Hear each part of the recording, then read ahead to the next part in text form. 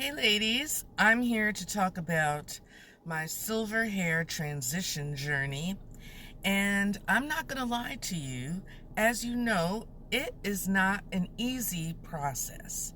But I personally had it sort of easy. I'll tell you why.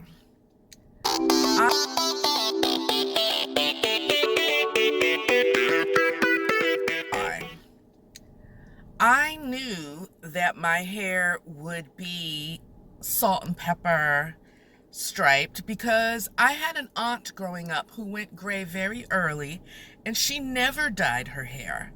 So I grew up with a role model whose hair was completely black and white, salt and pepper from her 30s, I would say, her 30s on. And I always thought her hair looked beautiful. Also, when my hair was growing out, I mean, I dyed my hair for like 30 years, and I could tell that my hair was white and gray and black just from the roots.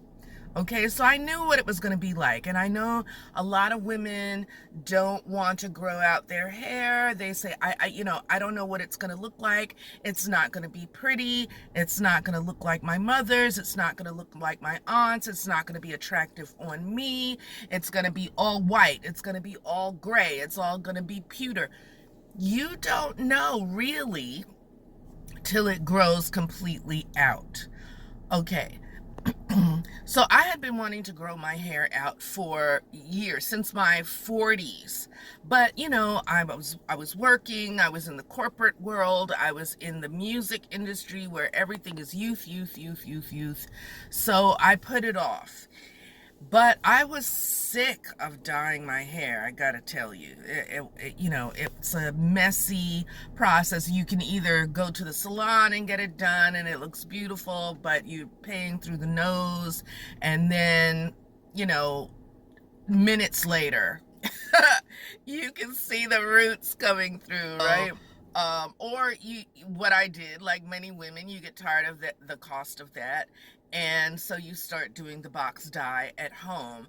And for some reason, I would always pick a different color, and I don't know. So it got messy, it got inconsistent, and then my hair just started looking like it wasn't even real. My hair started looking plastic. It started looking dull. It wouldn't hold a curl. It just looked like flat, one unshiny color. It looked like I'd stuck my head in a barrel of ink or mud, and it just wasn't cute anymore. So what saved me, what made it easier for me than for a lot of you, is when the pandemic shutdown came. The pandemic shutdown meant that we were no longer going into offices, we were no longer going into social spaces. We had to wear masks, we had to cover up when we did go out, and a lot of us were working from home. So by the time the pandemic came, I had a work from home job anyway. So it was easy for me. I mean, I just had to appear on camera a couple of times, but I could still work. So I know that for you ladies who are still working and going to an office, you don't want to have that two-tone hair, but it's your hair.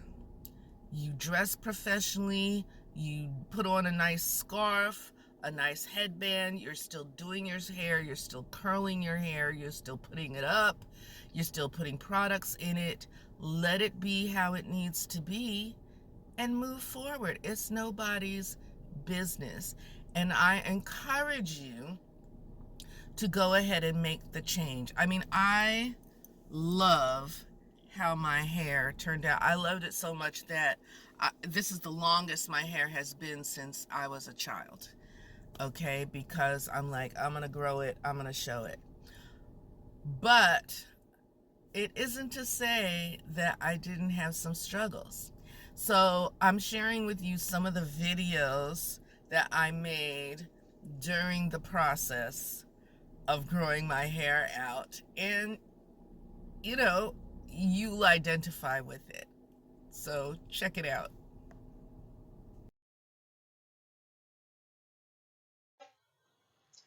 Oh my goodness, goodness. Okay, so I just came out of a Zoom call, and um, I just have to own the fact that I'm growing out my silver hair, my salt and pepper hair, and it is challenging. But the truth is, I'm 61 years old. Like, when was I supposed to let this be how I need it to be?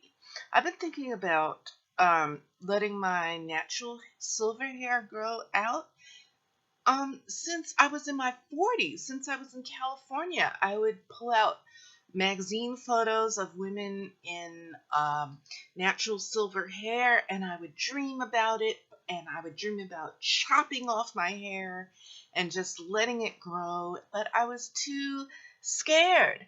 And now we're in this pandemic shutdown, so I don't really go that many places, but I am still in contact with people via Zoom meetings. And I was doing some video podcasts with David Nathan for My Classic Soul. And no matter how I did my hair, you could still see my growth. But I'm so impatient.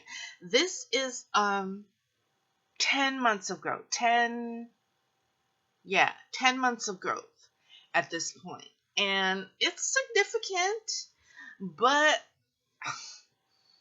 I don't want to chop off all my hair. Like, people are like, oh, you should cut your hair short and then you can grow it out and get rid of cut off all the dyed hair and you'll be free of it. And I get that.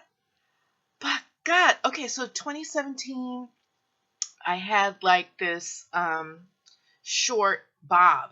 And when I went to get the bob, my niece cut my hair. And when went to get the bob, I already had like an inch of roots showing. And she said, "Do you want me to dye it?" And I was like, "No, no, I'm just going to let the roots show." But I caved and started dyeing my hair. So even as my hair was like here, I started dyeing it and it grew out. And, I lost the opportunity to let the gray grow out. So last November, not November, February. So February, I went on the disco cruise. I dyed my hair for that. And then that was February, because I remember we had Valentine's Day on the boat.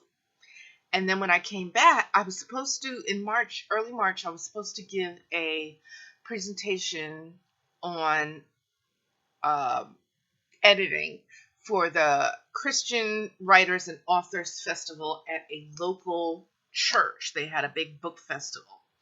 And I was like, I'm not going to dye my hair. It's not that deep.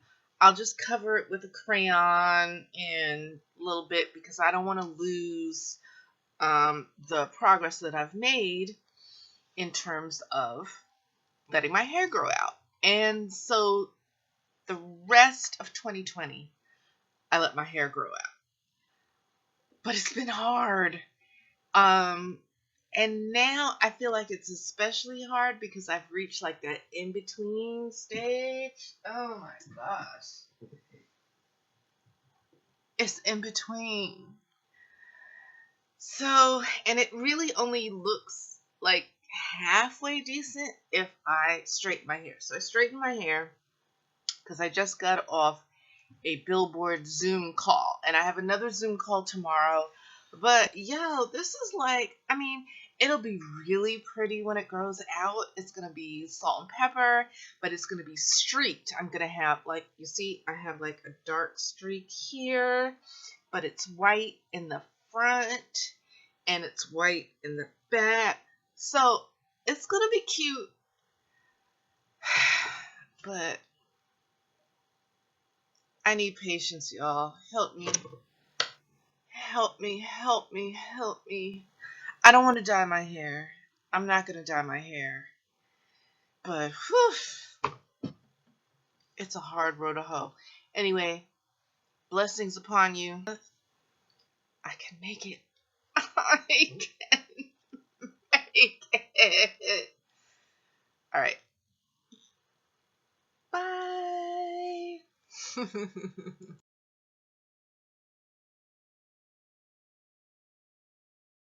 Hey there. How are you? It's been a minute since I've talked to you. It is now, let's see, November 2021.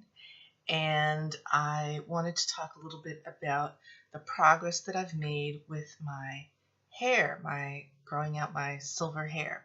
So it's been, I'd say, 18 months, almost 19 months of growth. And the last time that I did a video about this, I was at the 10-month mark, and it was January of this year, and I was complaining bitterly about having that demarcation line that was just maybe about here at that point.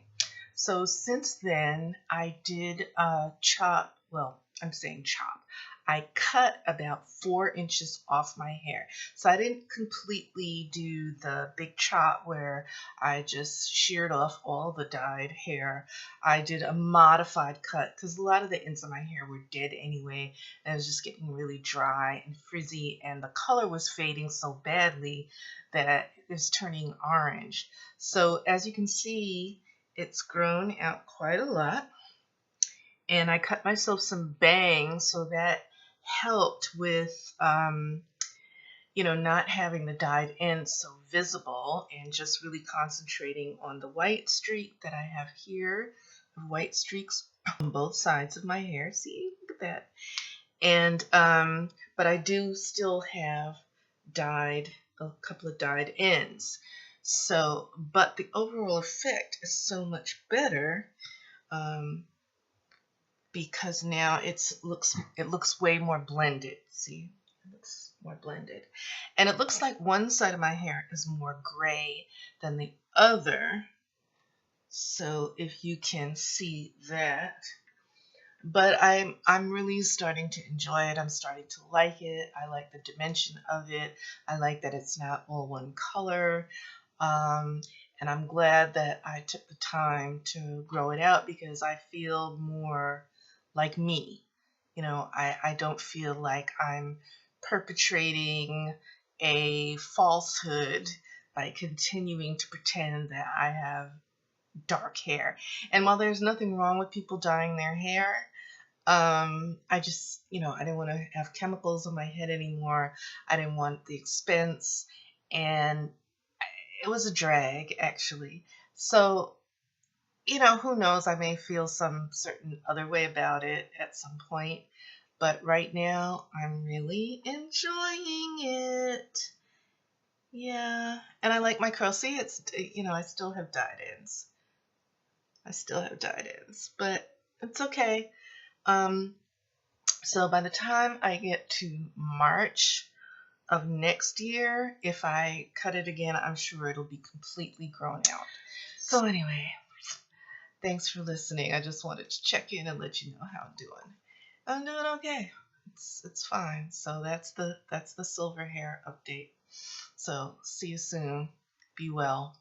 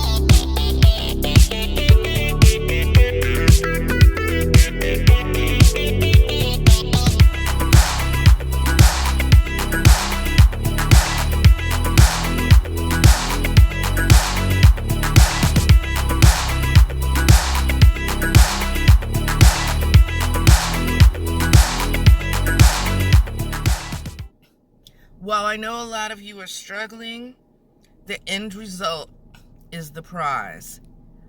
I love my hair.